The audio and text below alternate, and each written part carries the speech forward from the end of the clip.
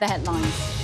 An unnamed BBC presenter has been suspended following allegations over payments to a 17-year-old for explicit pictures.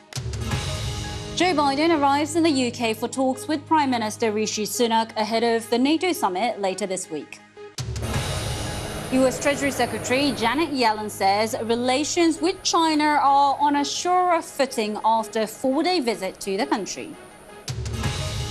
And K-pop supergroup BTS released a memoir to mark their 10th anniversary, recapping their musical career and hinting at what the future may hold.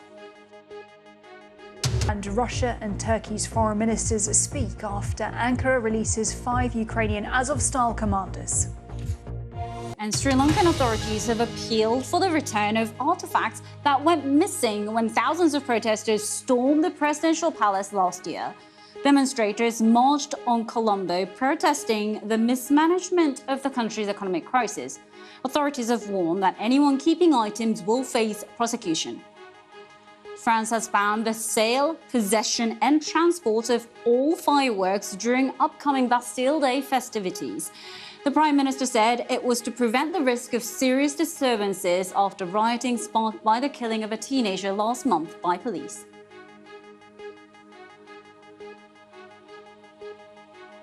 Pope Francis has announced the names of 21 churchmen who will be elevated to cardinals. The new cardinals will come from countries including the United States, South Africa, Switzerland, South Sudan and Poland. They'll be officially installed in a ceremony in September. Then they'll be able to enter the conclave that will choose the next pope.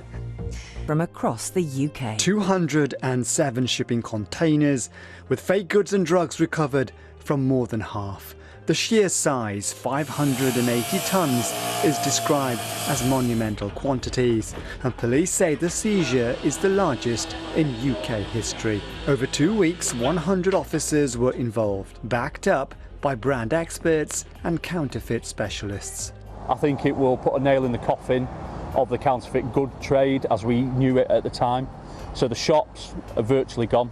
This area of Manchester has historically been known as the UK capital of counterfeit trade. Operation Vulcan is the largest in response. 33 criminal gangs are said to have targeted this area. A single premises can have floors converted to house up to 18 shops. The containers themselves can also act as a trading point for online businesses.